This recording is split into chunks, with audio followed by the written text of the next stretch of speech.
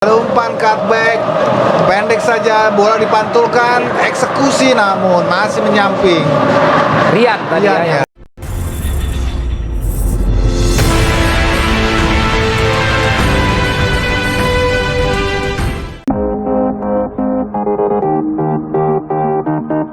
Selamat datang di channel Extra Time Soccer, channel yang akan membahas kabar terbaru soal bursa transfer Liga Indonesia, baik yang sudah resmi atau masih rumor. Tapi sebelum videonya dimulai, jangan lupa untuk klik tombol subscribe dan aktifkan tombol loncengnya, agar kamu tidak ketinggalan berita terbaru dari kami. Terima kasih dan selamat menyaksikan. Hasil PSIS Semarang versus Arema FC di BRI Liga 1. Singo Edan full lokal, skor imbang 0-0. Arema FC dan PSIS Semarang bermain imbang 0-0 pada babak pertama pertandingan BRI Liga 1 pekan ke-20. Bermain di Stadion Kapten Iwayan Dipta Bali. Baik Arema FC dan PSIS Semarang bermain terbuka. Jual beli serangan diperlihatkan kedua kesebelasan. Namun sejumlah peluang yang tercipta belum bisa dikonversikan menjadi gol. Sorotan diberikan kepada Singo Edan. Uniknya adalah Eduardo Almeida selaku pelatih Arema FC menurunkan starting line up full lokal. PSIS Semarang mengambil inisiatif serangan pada menit-menit awal babak pertama. Arema FC pada laga ini tampil full lokal juga menunjukkan permainan terbuka. Permainan high pressing yang dimainkan Singo Edan membuat PSIS Semarang kesulitan mengembangkan permainan. Pola permainan berbeda diterapkan dua tim berciri khas warna biru ini. Arema FC besutan Eduardo Almeida memilih main sabar dalam merangkai serangan. Beda halnya dengan PSIS yang langsung melancarkan serangan begitu mendapatkan penguasaan bola. Skuad besutan Dragan Djukanovic ini kerap kehilangan penguasaan bola di area pertahanannya sendiri. Jelang 10 menit babak pertama usai, kedua tim silih berganti melancarkan serangan. Babak pertama ditutup lewat skor kacamata untuk PSIS dan Arema FC. Di babak kedua pun Arema FC dan PSIS Semarang beberapa kali menciptakan peluang emas yang nyaris berubah skor bagi kedua tim. Namun hingga peluit panjang dibunyikan, skor tidak berubah. Sehingga Arema FC harus rela berbagi poin dengan PSIS Semarang.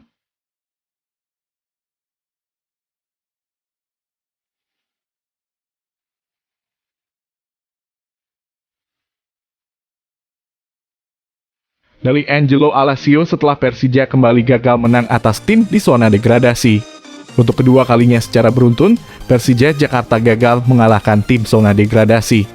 Pertama, tim berjulukan Macan Kemayoran itu dibekuk Persipura Jayapura dengan skor 1-2. Kedua, Persija Jakarta diimbangi Persela Lamongan 1-1 di Stadion Kapten Iwayan Dipta Gianyar. Sebelum membungkam Persija Jakarta, Persipura terjebak di peringkat ke-17 klasemen sementara BRI Liga 1. Persela juga terpuruk di posisi itu menjelang partai kontra Macan Kemayoran. Persija tertinggal lebih dulu setelah Persela mencetak gol melalui Malik Rizaldi pada menit ke-59.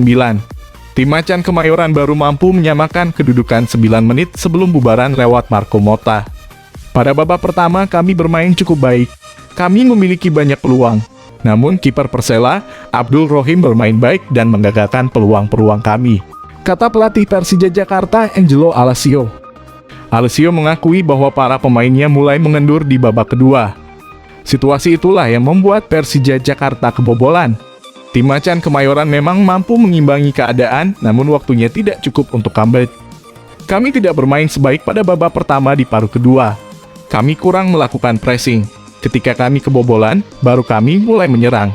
Kami bisa menyamakan kedudukan tapi gagal memenangkan pertandingan, papar Alacio. Kami harus terus melihat ke depan. Kami memang mendapatkan 1 poin. Kami harus terus berkembang dan memperbaiki beberapa aspek cara bermain, dan para pemain harus meningkatkan kinerja mereka, terang arsitek asal Italia itu.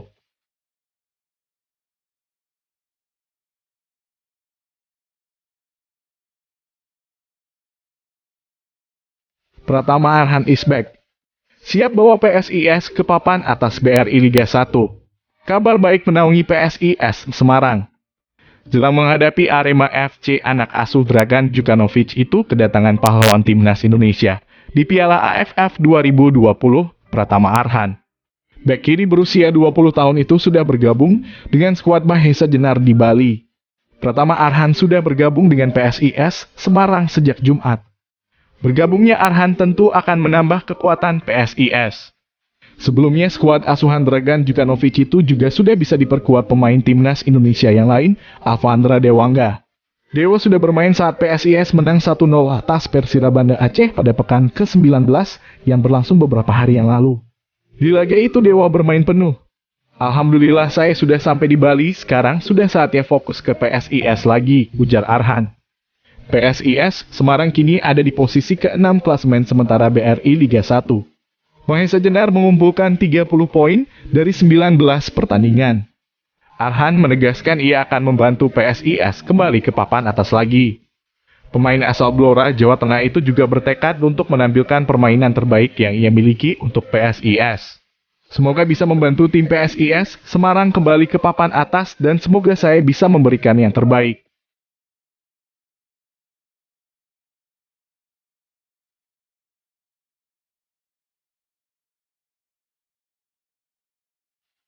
Kedudukan PSM. Aji Santoso puas bahwa Persebaya tuntaskan balas dendam. Persebaya Surabaya mampu membukukan 5 kemenangan beruntun di BRI Liga 1.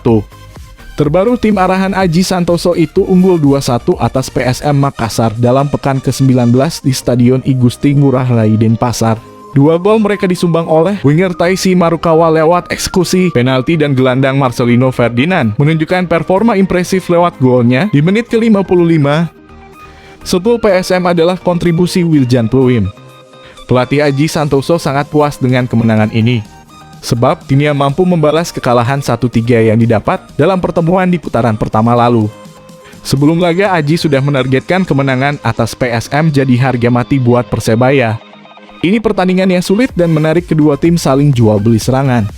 Tapi PSM juga melakukan penyerangan di menit-menit akhir.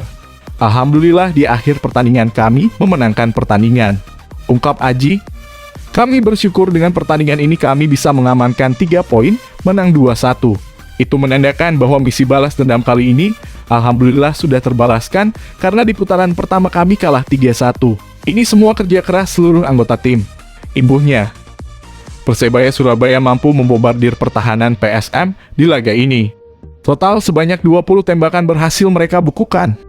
8 diantaranya mengarah ke gawang dan hanya 2 yang menghasilkan gol. Aji Santoso cukup menyayangkan banyaknya peluang emas yang gagal membuahkan gol di pertandingan ini. Menurutnya ini adalah hal yang harus diperbaiki agar timnya mampu memanfaatkan kesempatan.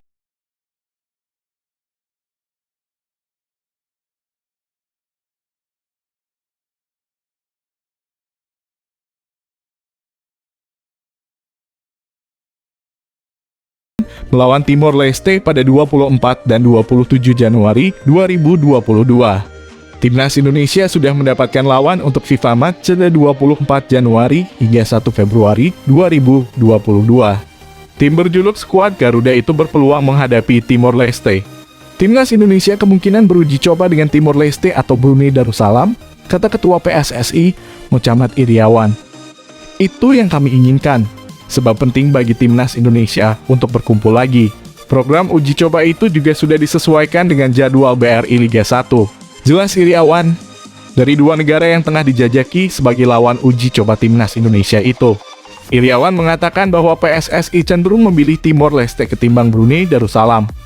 Nantinya, jadwal uji coba Timnas Indonesia akan tetap digelar pada 24 dan 27 Januari 2022 di Bali. Tanggal dan tempat yang sama ketika skuad Garuda berencana melawan Bangladesh. PSSI terpaksa membatalkan uji coba Timnas Indonesia dengan Bangladesh karena para pemain lawan baru sekali divaksin COVID-19 dan diklaim menolak untuk dikarantina.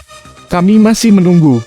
Yang jelas uji cobanya pada 24 dan 27 Januari 2022 melawan satu di antara 2 negara itu.